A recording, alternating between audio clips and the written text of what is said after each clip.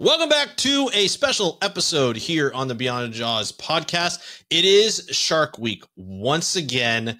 Always having fun with searching for the good episodes. And I think, there are some good episodes in Shark Week. There's some entertaining ones. There are some that are a little out there. But today on the program, we have Jesse Colaizzi, who is part of the production team that puts together some of these amazing episodes. And we talked to him about what it's like to be an editor for some of these productions and what goes into it.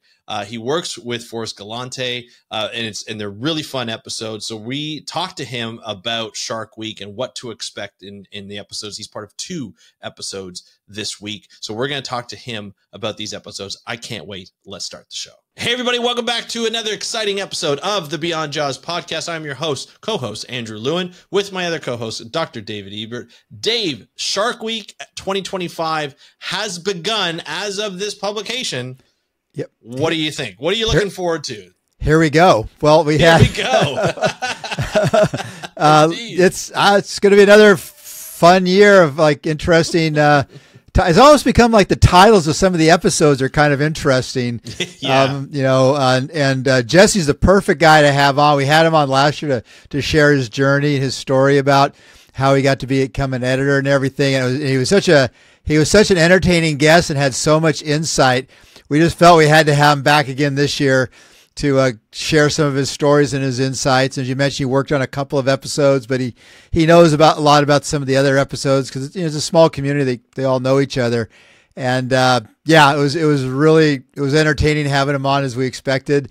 And so I'm really looking forward to the podcast. And it's interesting how they come up with some of the names for some of these episodes as well.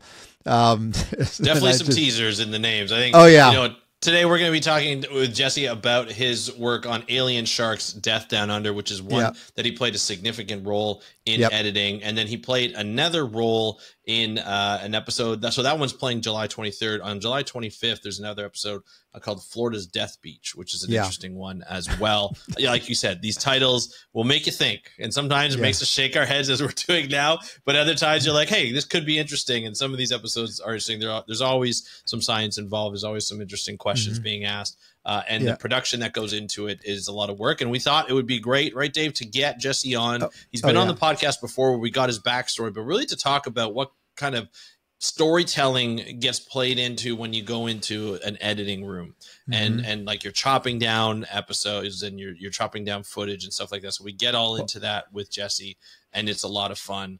I'll tell you what, Dave, we're gonna talk about that after this interview. So let's have the audience listen to this interview with Jesse Colaizzi talking about Shark Week 2025 and the episodes that they're doing. Enjoy, and we'll talk to you after. Hey, Jesse, welcome back to the Beyond Jaws podcast. Are you ready to talk about sharks and TV? Yes. Let's do it. I love it. Last time it was no. Last time was no. Yeah. Well, we're welcome back to everyone to a Beyond Jaws special Inside Shark Week episode. This with the amazing Jesse Colaizzi. And Jesse, if you recall, was on the episode 72 last year. It aired in June of 2024. And we had such a great time with them. Well, we thought, what the hell? Let's have him back on the show. So maybe, Jesse, you can just remind us who the hell you are? That's coming out with the big questions. Big questions. I'm one of Forrest's producers and also his Forrest Galante's producers and his senior editor, and we've been working together since the early days of Extinct or Alive way back in the day, and starting around 2020, we've been doing a bunch of Shark Weeks and having so much fun doing Shark Weeks, of course. And it's been, I think I just did my 10th and 11th maybe this year, or 8th, 9th, and 10th maybe. Oh wow, amazing! That's great. We'll definitely got to hear some more about your Shark Week show. So I guess we're looking over. Let's start with a couple of ones. Talk about a couple of ones that you worked on with Forrest, and you did. It had some interesting names. One was the Alien Sharks, and the title Death Down Under. So okay. I assume it wasn't a shark attack. Based on the I'm saying that based on the poster, because it had one of my favorite sharks on there. It had a ghost shark on the cover, and as I was saying a few minutes ago before he came on air, it was like, Forrest moved up in my friendship list, way up at the top of the list now, by featuring a ghost shark, a plow-nosed ghost shark, actually, of everything else. So freaky looking. Yeah, it's freaky looking. So, can you just share kind of an outline of the story without giving everything away? Or if you want to give it away, that's fine too. Let me see how I do it. There's these two venomous sharks that live in that area. They have spines on their backs, and they are, covered in a venomous whatever kind of residue, whatever it is, Yeah, yeah. And, there really isn't much existing knowledge about what happens to a human if that venom is in there. And so Forrest took it upon himself to do the OG inject thyself route and, do the old mess around and find out approach to science. See what happens. Why not? And I'm not want to give it away whether he found out or not, but when he does something like that, like you guys are good friends, right? You've been working together for a long time. When the idea comes up like that, we know he takes chances. He's that kind of guy. Do you ever just kind of take him aside and be like, "Hey, Forrest, do you sure you want to do this? Like this seems a little odd, little dangerous." Not really, only because he's just got a pattern of doing crazy things, and we figured that's his base level, Gotcha. Way up there. Yeah. Out of the frame. So we can tell just in his tone that he does have an inkling of what he's getting into and definitely how to handle himself in those situations. I think he's really good with wildlife. Just watching the hours of raw footage. It's not just the stuff that makes it in the show. It's days of raw footage. And, he knows how to move through the bush and through the woods and through the water very well to be able to bring animals in super close and show them to people. And, that is a thing that I feel is special and worth playing up as much as possible. Mm-hmm. No doubt. I think it's also with the alien shark stuff. 'Cause I've been involved with those in the past. You're highlighting some species that most people don't think about, and especially with the ghost sharks. And I've said this before in the podcast. If you say chimera or ratfish, or which are some of the other common names for them, people their eyes just glaze over. It's like, okay, ratfish. But if you say ghost shark, it gets their attention. It gets people's attention and everything. And so I think that featuring that in the cover, like I said, it was kind of moved up in my thing. I know on one of these sci-fi channels or something a few years ago, they had one of these shark attack movies that was called Ghost Shark, and everything looked like a great white shark attacking people from out of the water everywhere. My wife just brought me a nice cup of tea, by the way. Oh, that's cool. Very nice. That's super nice. Anyway, so that was so I don't know. I was kind of hoping, since we gave sci-fi the idea for doing a movie Ghost Shark, they might kick us a little support, but that didn't seem to come through. But well, what's funny, Dave? We've done the last couple of years. We did the first Alien Sharks we did was called Strange New Worlds, which was a Star Trek. It kind of had a Star Trek throwback. And then the next one was Alien Sharks, the Japanese Angel Shark. So it was aliens and angels. And then this year it's aliens and ghosts, which is, I think those two go together well. Cause they are you go down we find a lot of critters in this episode. There's a lot down there at night and stuff that comes up out of the deep. And, all kinds of cephalopods and just really interesting looking animals. Well, I saw this. I'm not giving anything away because this is posted on his social media. He had a picture of him with a weedy sea dragon. Which I've been diving down that area, and I've seen those weedy. They're the freaking amazing things to see. Those weedy sea dragons are just, it's hard to believe they're actually a type of seahorse or fish. They're just just bizarre looking critters out there and stuff. And so you guys found a lot. So you went looking for, and I guess, can you tell us what the other, besides the ghost shark, what was the other one? The other one was the Port Jackson shark, which we actually investigate first and set out, because those are, a pretty abundant shark in that area. But because it was their egg laying season, it is tough to find them at that point, because they do kind of stay in little pockets and don't move. Right. And so we did have a couple little fun exploration moments, but eventually, we do find one. But I'll We'll let it to be a mystery what happens next. It's funny though. I always think when I think alien sharks, I think because one of the shows that I saw was always deep sea sharks. Was this in the deep sea, or how deep did you guys have to go to find these sharks? Well, they were relatively shallow. We tried to time it with the mating or the breeding season, and when they're coming into the shallows. Gotcha.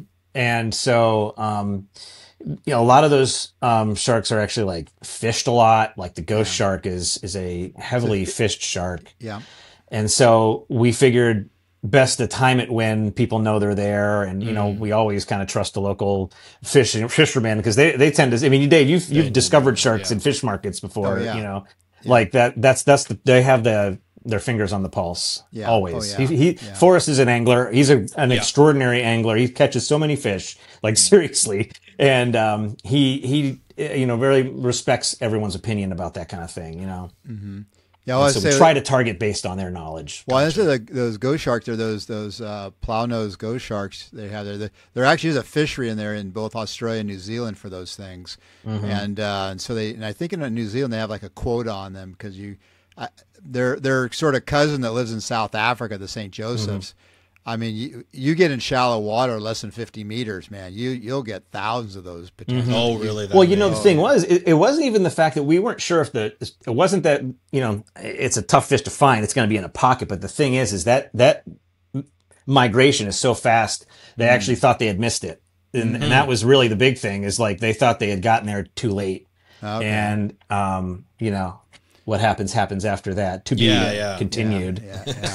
Well, I know at least Forrest is still posted on social media. So welcome back, buddy. We know you made it. Exactly.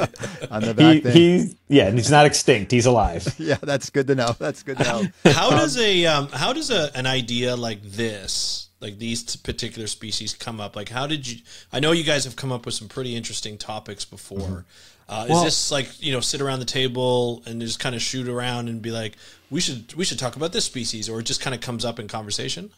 Well, honestly, I don't really get involved too much in the pre-production. There are little bits where, like Mitch Long, by the way, like he'll do a lot of that upfront work in those shows. That's the showrunner for those shows. And so, I usually start to see things right around the time that they've got an outline and they're about to go shoot and what their plans are and how this is all going to go. And it kind of has the pitch deck that they had prepared for the network involved, but it all kind of comes down to their brainstorming sessions. And, honestly, if you ever get a chance to talk to Mitch, he'd be a good guy to talk to about that. He's definitely someone I want to have on the podcast here at some point to talk about the stuff he does. He's good. Oh yeah. So I guess when you guys go out, and I'm saying this in the context is people have been watching. We started. I have a YouTube channel now with my own series, Searching for Lost Sharks, and so I've been doing the writing, the stories, and everything. And sometimes I kind of have a general outline when I leave, but then everything changes once I get in the field and I see what I'm actually getting. Is that kind of how it works for you guys when you out there? You have kind of an idea, how does that whole process goes? When you try to think about the things that are likely to happen. Like you hope you run into ragged-toothed sharks, and you do. That's like, you got to put those hopes out there. Everybody's very positive about that kind of stuff. You go into it just knowing, you're gonna work to get it and do those really good animal tracking skills that he has to be able to get in close and not spook them away, and allow them to be comfortable around him. And that's a really big selling point. And so, like, you go into these things hoping to see the endemic creatures. You spend extra time for the really important ones, like the Port Jackson shark and the ghost shark. You got to just like give them as much time as you need to. And so a lot of that stuff is all aimed at that. Every dive you see is an area that people see those sharks at, and you hope to just jump off the boat and have one be right there. It never is. No. That's too easy. That's too easy. So I always tell people, like, if I tell people I'm going to go look for a certain shark, I never frickin' find it. I'll find everything else but what I'm looking for. If I just say, I'm going to go to the fish market and look around, then I'll find like what I was kind of hoping I might find. Because as soon as you target something, you're never going to see it. It'll be gone.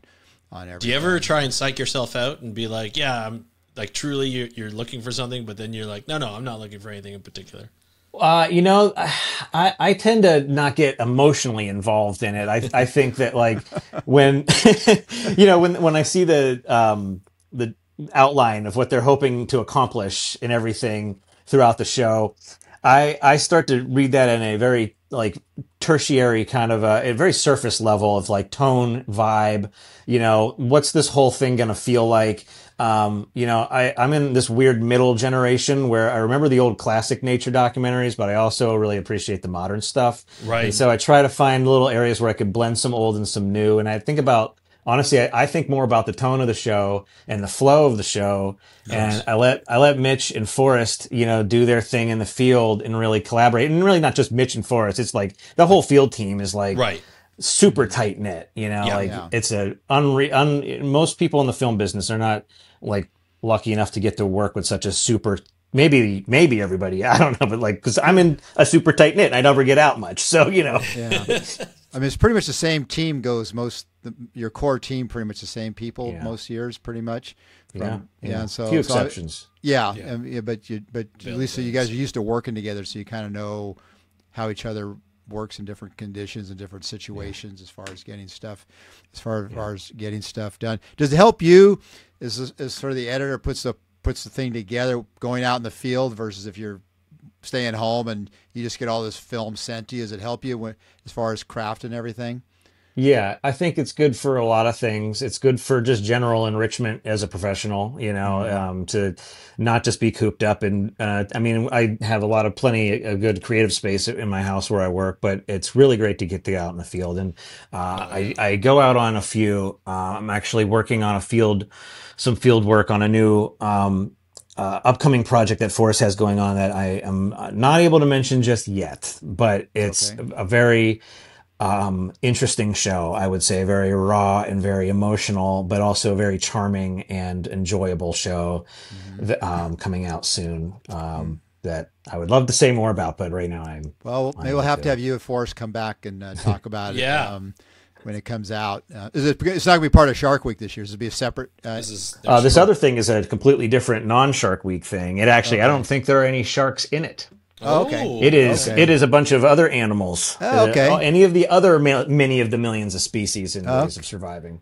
Oh, okay. Oh, that's cool. That's something to look forward to. If there's no sharks in it, I might actually watch it. So I might just because it's like if you're on vacation, you don't want to be working. Exactly. Yeah. Well, I told you that story before when I came in from the field a couple of years ago. I'd been in the field for like 3 weeks, and I finally got to Lima, Peru, and I just thought I'm going to go have a nice cocktail and a nice dinner.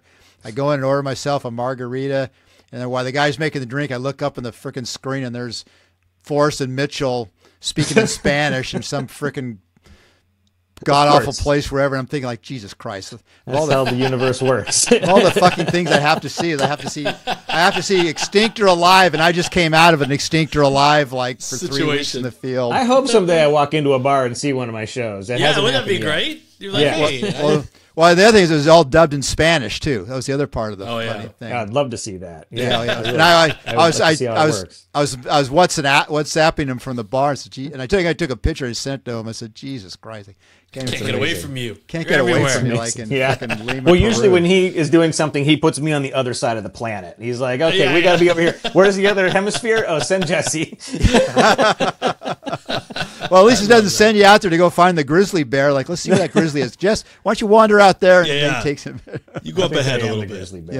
Take some pictures or something. The other show you're doing is another catchy title for Shark Week, Florida's Death Beach.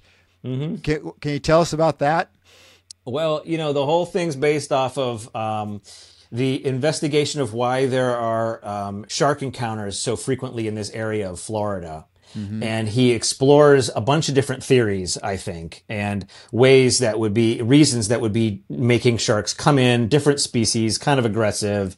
And, there's a lot of accounts of them interacting and attacking divers. So, definitely worth looking into. I think it's actually the shark attack capital of Florida. I could be wrong. I helped out another producer editor like myself took a lot of that show on, and I just kind of helped accelerate him for a few weeks when he needed needed some help, Okay. because we definitely all collaborate in the background. And, Right.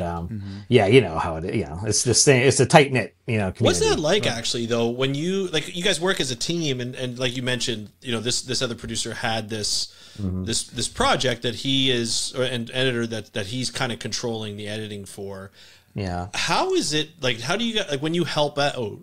Is it just divided up? Hey, can you take a couple of these scenes and work through them? This is what we're trying to think. Here's the overall kind of show that we're trying to do. Like, how does that work? How do you divide it up? Like, even from a file, like I've had a little bit of experience with, you know, editing Dave's Lost Shark Guy shows and stuff, but you know, I've always done it on my own, and they're short, very, very short shows. Like, how does it work with you guys, like in terms of divvying things up? Well, the other editor and producer editor that I'm referring to, his name's Eric Keston. He's really just a talented guy. He's done a lot of other things for the one of the studios that we're attached to, and just Nice. you know, he's all around good guy. And I think just getting to know how each other work and what our style is, because, you know, as you know, editing is a very intimate thing. It comes from a very dynamic place of a range of emotions and sure. places from within you. It's an intense process. And understanding the people that are in your close hemisphere in the post office, that you maybe they're working on one show, you're working on another in tandem, so that you can just know how to morph to their style a little bit and like work on a part of their show for them to relieve some burden if they're under a time crunch. That's usually the big crux of it, is there's a time crunch, and you want to just jump in and help, and they, you know, we arrange for it and we do that. You know? You know, I have to, you know, because we were talking before we started the show here about, you know, Andrew and I have been doing this series on searching for lost sharks on my YouTube channel, and it's like it's. I mean, we don't have the time like you to like do 24/7, but I can tell you it's time consuming doing the whole process. Of course, Andrew and I are kind of learning a little bit learning a lot as we go along on the whole process,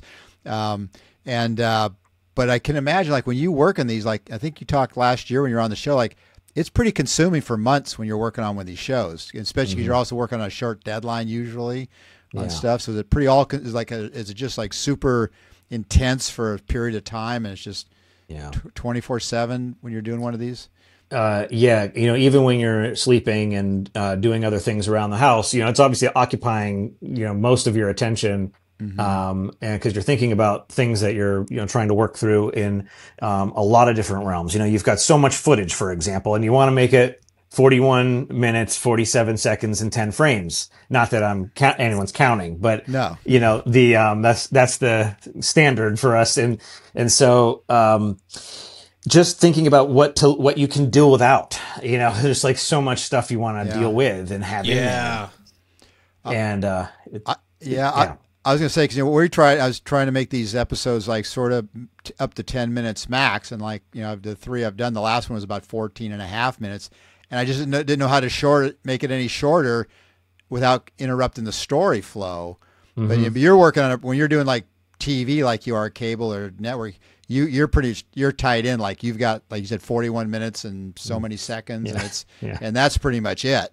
We're like, obviously on YouTube you got a little more flexibility there, but is the other thing too is we found out, like, if the little longer the episode gets, there's more work's obviously involved trying to get the damn thing to get a complete story into the episode. And, for sure. But it's just like I think we talked this last year, but like how much time, like when you're working on like the Alien Sharks one, like how much time from when you get home from, like, say, the shoot and you start in on it, like how much time is it?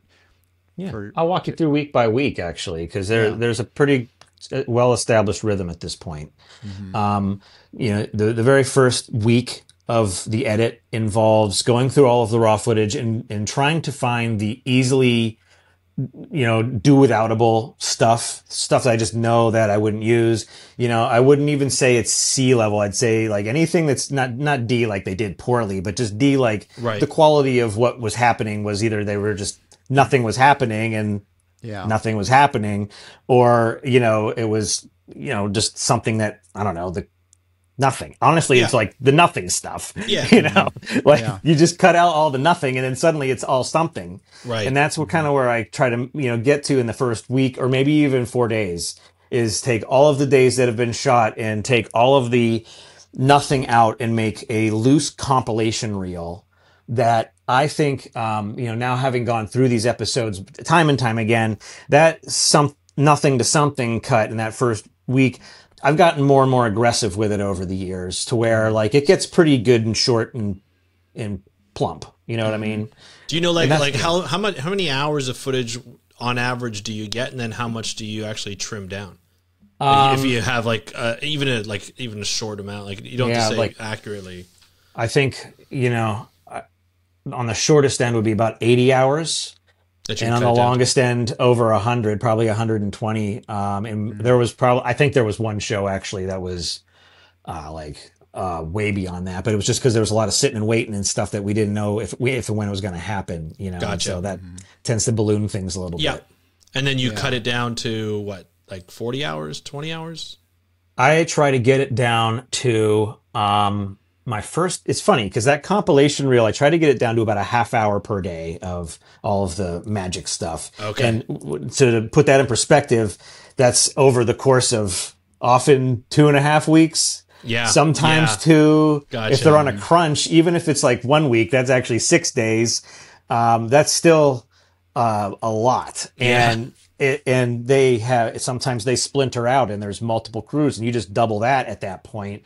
And, so there's just a lot of material to go through, and it is dense because there's just a lot of action and they're constantly jumping in the water, going on dives, looking for the thing, running out of air, going up, having an interval, jumping in the water. And it's just like again and again, like they do their max dives every day. Like they they do their max dives every day and then some free diving afterwards, just because, that's the only thing you can do at that point. They got to get their hours, and you got to make the most of being out in the field, right? When you can. Oh yeah, all day. Yeah. Well, I tell people when I come off these things, I like it. It's pretty physically demanding when you doing these shows, because you're just constantly going on those things, and it's like whatever 2-3 weeks, whatever you are on the particular shoot.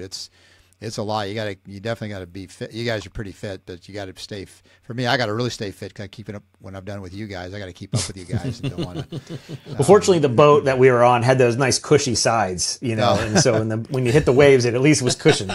Well, I remember when I did the show with you, the Land of the Lost Sharks in Africa. We went out in that Zodiac the one day there. We had 3 meter seas and like 6-second period or something. You could see through the waves. You could see the next wave through the first wave. Well, I remember Forrest kept asking the skipper, Spike. He said, "Is it okay to dive out here?" And Spike says, "Yeah, it's fine." And then you guys go like, Forrest never asked if it's okay to dive. So it was. And I was just thinking it's rough. I was thinking they were very brash too, because I remember we were having trouble finding them at the end of that dive, as you remember, and he was just cramming the big end of the carrot into his mouth, like, "We'll find them," like didn't even flinch. But there's a shot in that show, Dave, and you're in it. I'm pretty sure, where we were surface. You were trying to radio with Forrest, and there was no connection because there was no connection at all that day, And we went over this wave, and the camera was rolling, and you were sitting up on the front in the V-berth, and it just like smacked down. It might have been you, or it might have been Dano. You might have been towards the back. It was one or the other, but it looked painful.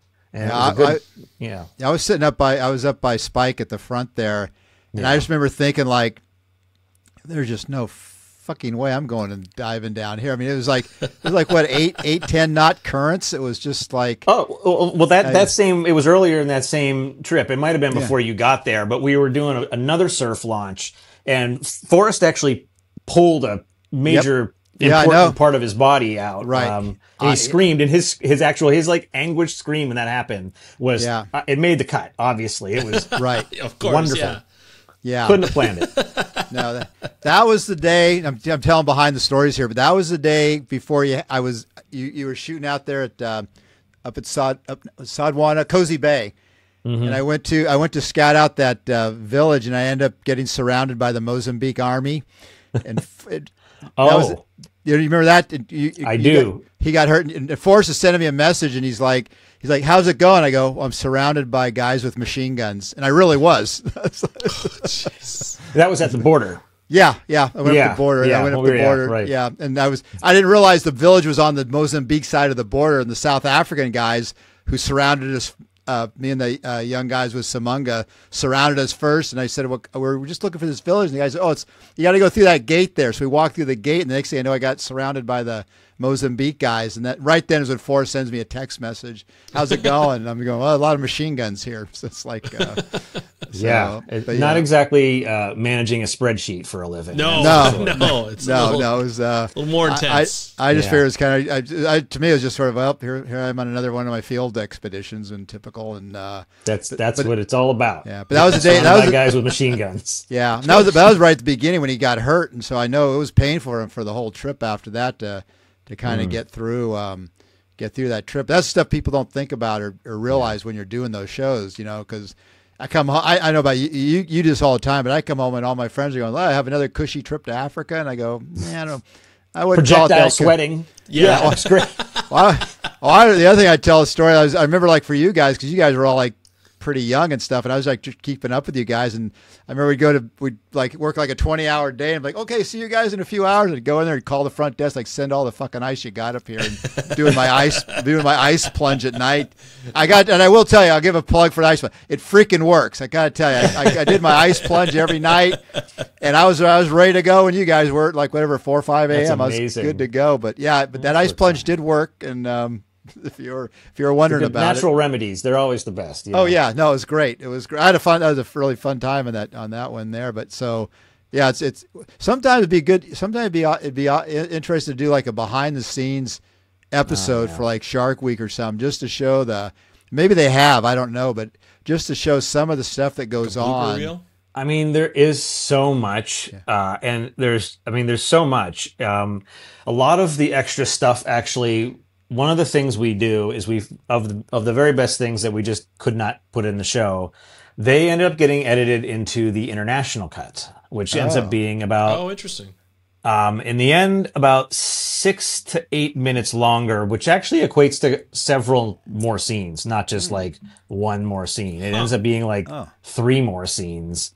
And it's interesting. So if you live in another country somewhere and you're able to watch these shows, you'll actually end up seeing more show.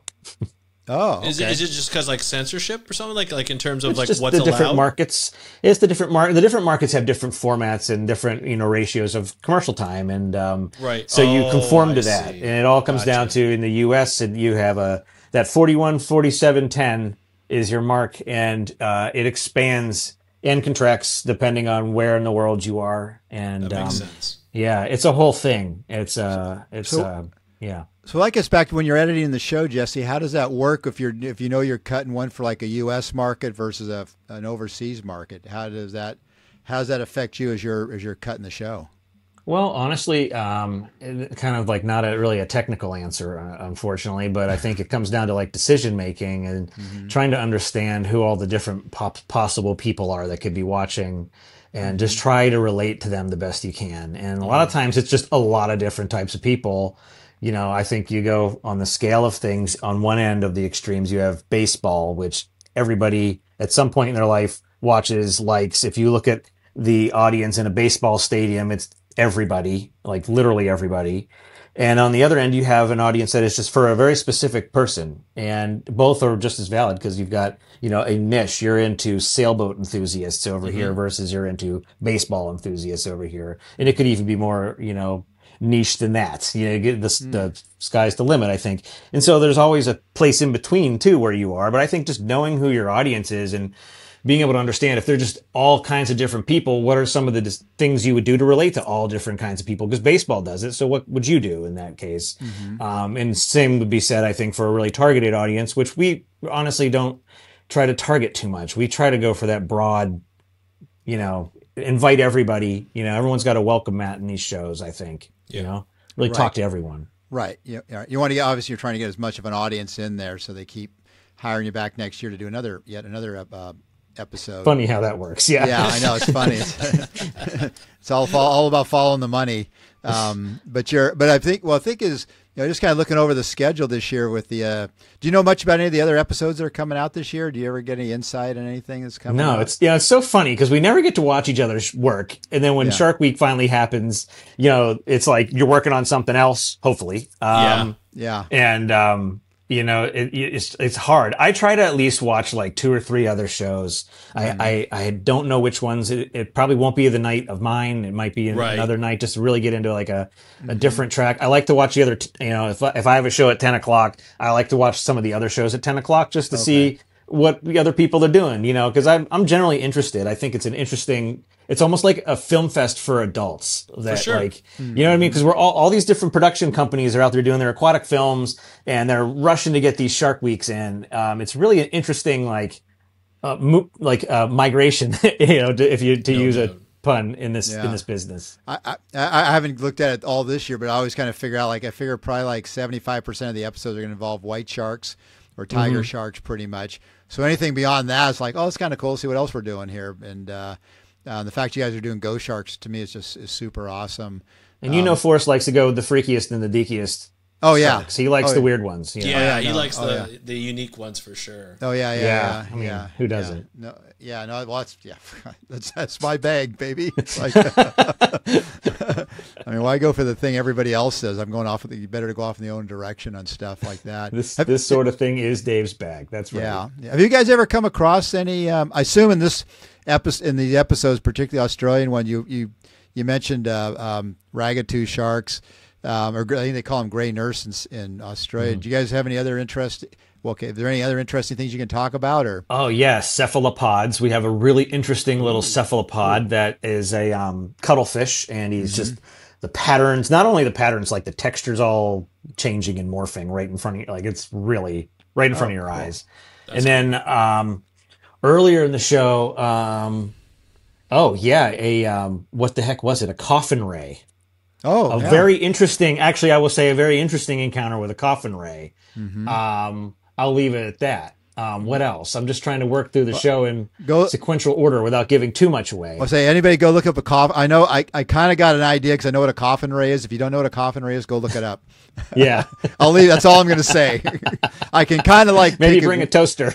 I can kind of make a pretty accurate wild ass guess what that probably involved. But go look up a coffin ray if you don't know what it is. So it's definitely interesting looking. I'm just looking. Oh yeah, they're cool looking. Yeah, I love all the frilly tail fins and everything. Yeah. I mean, that's the thing about alien sharks. It's it's just we're used to land-based life and maybe birds a little bit, and going underwater is something that I don't think a lot of people get to do. That's another thing where you have to plan for a potentially anybody audience, but you're taking them down to a reef somewhere where maybe most of them wouldn't be getting PADI certified or whatever scuba, and so I think it brings them into a different world, and there's lots to say about who's the alien in those worlds, of course, Oh yeah, no doubt. Actually venturing in there, you're more the alien, if anything. That's kind of their world, really.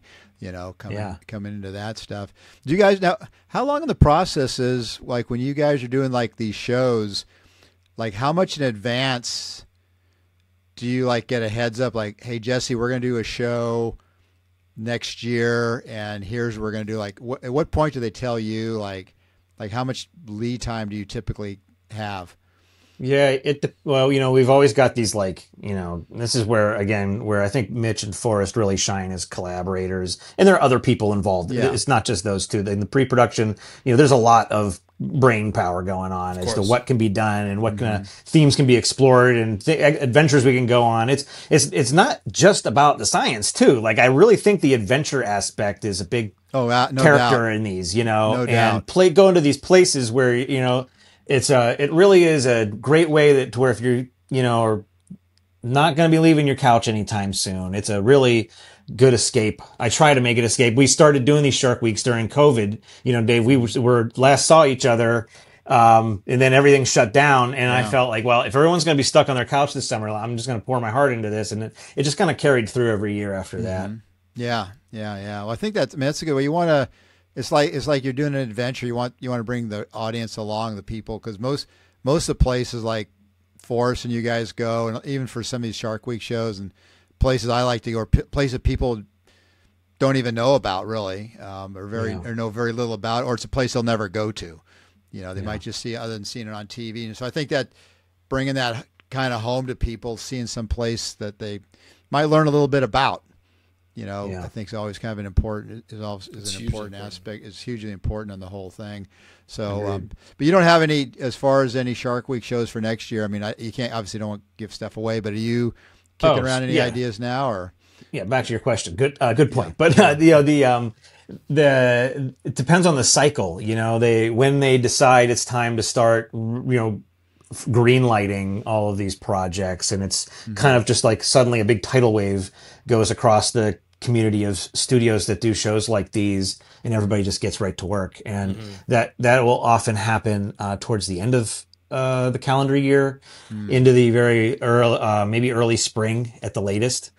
And then you move into production, and then in that late spring, early summer is just sweating in the edit bay.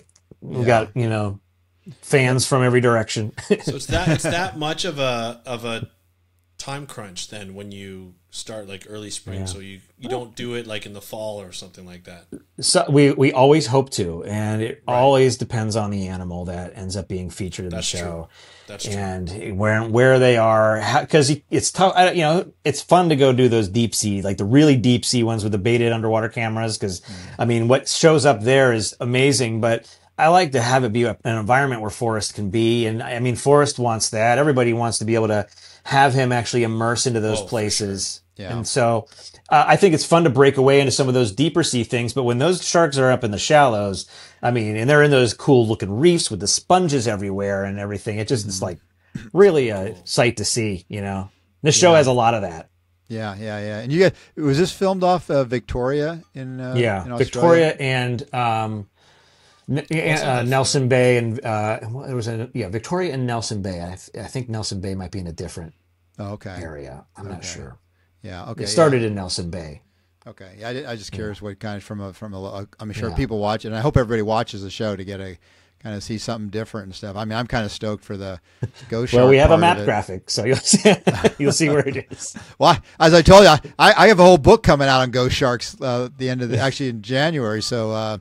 It'll be very timely. We'll have to run. You guys have to repost your show. Yeah, when my book comes out. So because it's pretty rare you see Shark Week have anything with ghost sharks. It usually has something big and toothy, but having something unique like that's really pretty interesting. Interesting to see. You got another question for you. When do you guys typically will get greenlit for like next year's show? Is it do they wait till the ratings come out for like this year, or are they? Sometimes. I'm probably the wrong guy to ask about that. It's okay. Being that my involvement kind of gets in we'll keep it between ourselves. Later than that. Yeah. We'll keep between ourselves and who's ever listening to the show. Yeah. So it's a little later in the year though. I think so. Yeah, usually in the later. It really depends. It fluctuates. It would be nice if it was, sooner, because sometimes the animals you want to go for are active in the fall and in the early winter, and but it really comes down to there's a lot of forces at play. So it's like you got to just deal with timing. I know my experience, not with you, not with Forrest, but before I did that show with you guys, a lot of the times when they've contacted me, they'll say we want to go and film this show at this time of the year, and I'm like, well, the sharks aren't there. You have to go. Here's when you have to go.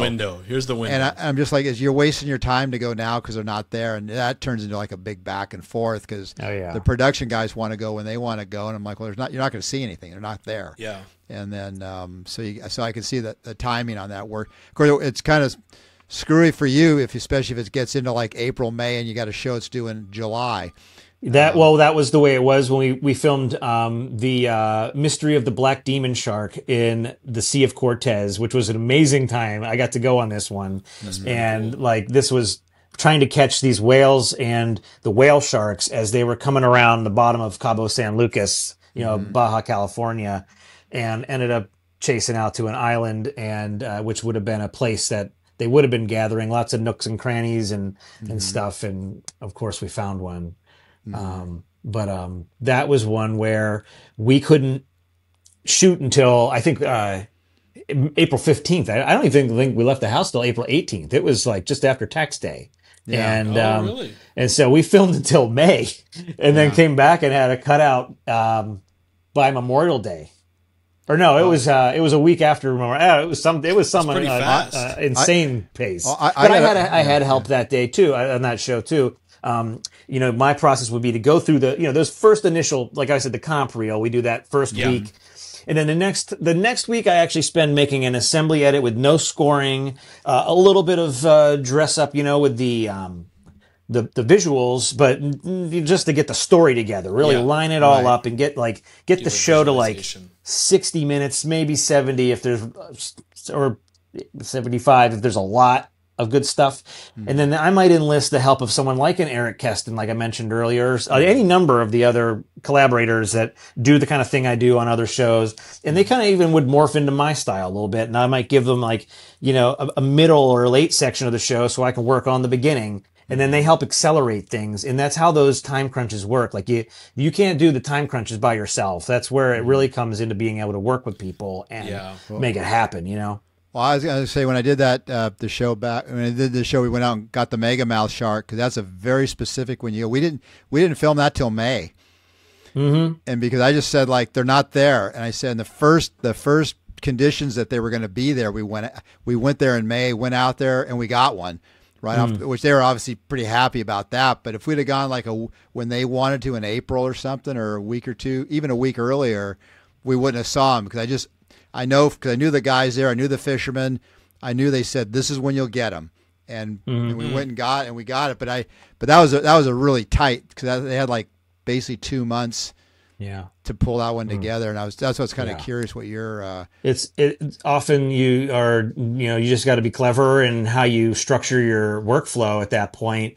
And it's a very well choreographed thing. Having done it a lot, I kind of know what I'm in for when I see the dates of when they want to propose the shoot. Yeah. Because the deadlines are always the same. Usually Memorial Day weekend is the big rough cuts out to the network time. And a lot of the network executives are working straight through it, because they know they got to get their notes back to you right away. It's a very quick thing. So that's a part of the process too. So you get your sort of your rough cut, whatever, to the network execs, and they got to sign off on it before you can go to the next step. Okay. Yeah, usually they're collaborators too. Like, it's a very collaborative process. We do everything to make these beautiful shows. And, at one point I have to give it up to the people that I collaborate with internally with the studio for them to be able to come in and say, how about we try this? How about we try that? And open it up to one layer of the onion of collaborators. And that involves, Forrest at that point. That involves Eric, another Eric, his business partner, that they both run Fantasticus Pictures together and are, they're 1 and 2 together. Right. And then once everyone within that community is really happy with how it is, and it represents what they want it to look, and it's polished and the story's clear, and having those fresh eyes is so key for someone like me, because I get to that point where they're just starting to see it, and I've seen it more than 1,000 times. And so then they give me their fresh perspective, and I trust it with every ounce of my gut. But then after that phase, then it goes off to our collaborators at the network, and they have been wonderful with us over the years. They give us very good notes, and they have also really good perspective on how to just keep elevating it all the way through the refinement process. So it goes back to them after you do the first round of changes, after they've seen it the first time, and then it goes back to them again, and that feedback loop is continuous until it's limited. It's maybe 2 rounds. Sometimes there's a third if you need a little extra check, but they really trust us, and we nice. Give them exactly what we want them to have and what they want. So, but that also comes with experience too. Like, that you've worked with them before. Forever. Yeah, so it comes like they know the process as you know the process, and they know how you guys work. You guys know how they work, and I think that probably helps out, right? And it's pretty much been the same people too, and which is pretty unusual, because, like I said, my experience, like, it's always it could be a different crew. You might have 1 or 2 people, might be people you've worked with, but then a lot of times the other parts of the crew be just completely different people. Very few changes over the years. I mean, I know there's been a lot of stuff going, but very few changes. It's been good. Yeah. Really so you got any like nice. Things people should watch for this year? Obviously, they should watch tune in to catch your show, Alien Sharks, Death Down Under, and that's on. When's it on?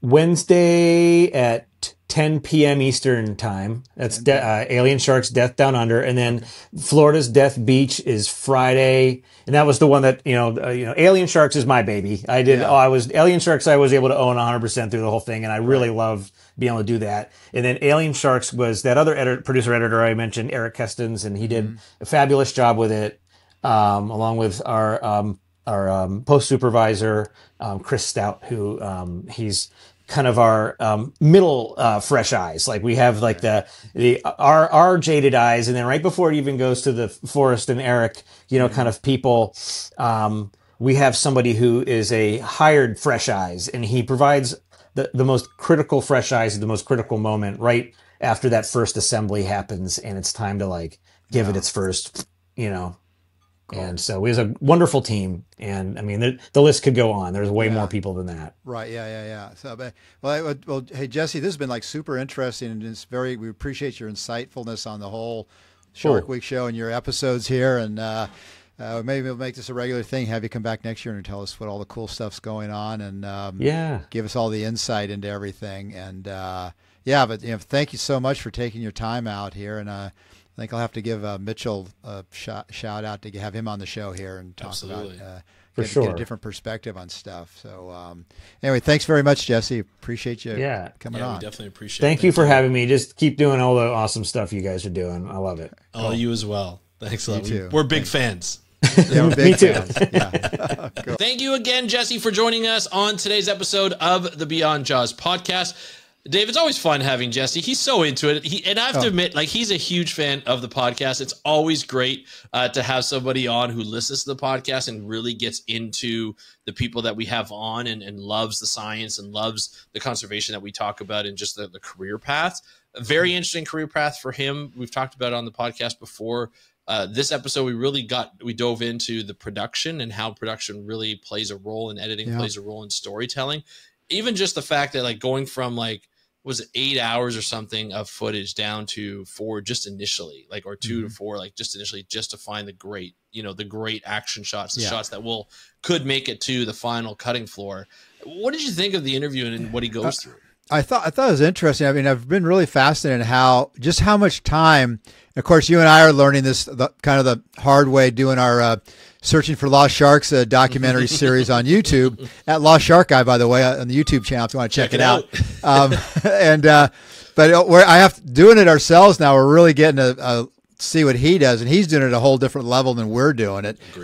He's been doing this for, and he actually went to schooling, had training for it, and he kind of worked the steps up the way, whereas you and I just kind of jumped into the deep end at once, trying to figure it out. But no, there's so much goes into it. And, he, like you said, he only works on like a couple of these a year, and maybe he helps out on another, episode or two kind of in a peripheral role. But you can really see just how much, I don't know if people realize just how much goes in behind the scenes on these episodes to take all these hours and hours of video and just basically carve it down to like 42 minutes.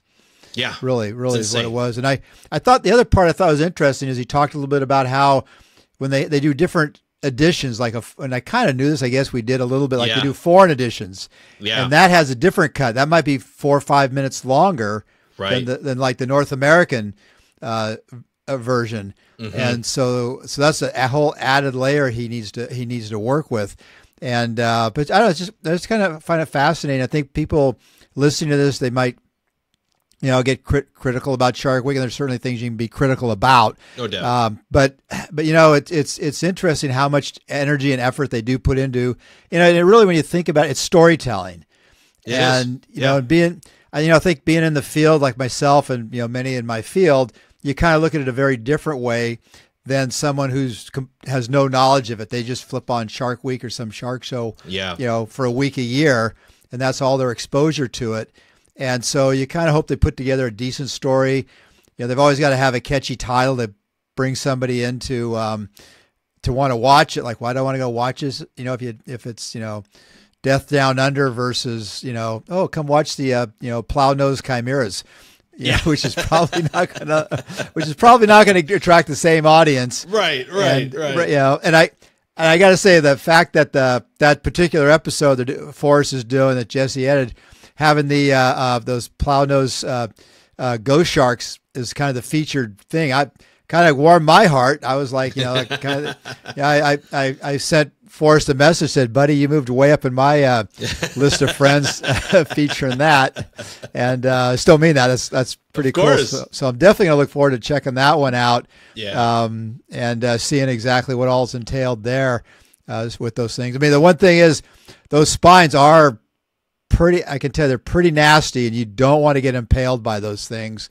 You can seriously injure yourself. And as we talked about, I mean, I found some of those in sharks, like in some sharks and stuff. And I'm sure sometimes those sharks are killed.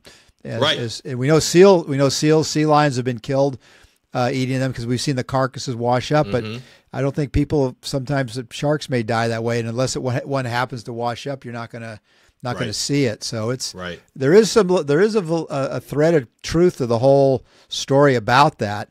And so we'll have to see what Forrest and Jesse have in store for us on Wednesday night. I'm looking forward to it. I think it's going to be a lot of fun. I think it's going to be really interesting. I want people to really look out for the science and let us know what you thought about the episode. So that's on July 23rd at 10 o'clock Eastern time. So check that out. So it's going to be a lot of fun to check it out. So again, great. Jesse, thank you so much for joining us. We're looking forward to having you back on, talk more production. One thing actually before we say goodbye, the one thing that really gets me is, you kind of mentioned it earlier, Dave, is how they have to fit a certain time slot, and they have to tell the story within like 42 minutes and 30 seconds or whatever that might be. And then in the foreign, in another, I guess, market, and say a foreign market, they add 5 minutes or 2 minutes or 3 minutes, which that's a lot in storytelling. And that could be a lot different in terms of how the story plays out. You and we've been working on the Lost Shark Guy series and the Extinct or Alive. We're lucky. It's a YouTube video. And so it can go on for as long as we want. We try and keep it, short to make sure that it's succinct, but we don't have to fit it within a certain time span. Right. I think that would be a challenge in and of itself for us to do that. Yeah. But it's definitely a challenge that we respect, and everybody who gets to be a part of that, to actually put it within that same length each and every time. So that's a really cool thing that I wanted to shout out Jesse for doing and his team. But thank you again, Jesse, for joining us. So people want to watch again, July 23rd, it's Alien Sharks Down Under at 10 o'clock Eastern time. And then Florida's Death Beach is on July 25th, Friday at 9 p.m. Eastern. And since it's Shark Week, if you want to check out our YouTube channel at Lost Shark Guy on YouTube, the series Searching for Lost Sharks, Extinct or Alive, shorter videos, but they're really informative, and they'll tell you a lot about a lot of shark species you've probably never heard of. So check that out too. Absolutely. Check it out. It's going to be a lot of fun. We'll put the link in the show notes so you can click over and watch those. And of course, give us feedback. Let us know what you think in those comments. But Dave, if people want to get a hold of you other than going to the Lost Shark Guy YouTube channel, how would they do so? Instagram. It's Lost Shark Guy on Instagram, and same with Facebook Lost Sharks and X Lost Shark Guy. So same place. And hit us up and leave us a message. So wonderful. And if you guys want to get a hold of either Dave or I, you can go to Lost Shark Guy or Beyond Jaws Pod. Leave a message there as well. We want to thank you so much. Jesse, thank you so much, as well as Dave. Of course, it's always fun to do a podcast with you. And I want to thank the audience for listening to us. We really appreciate it. This has been another episode of the Beyond Jaws podcast. Have a great day. We'll talk to you next time. Enjoy Shark Week and happy conservation.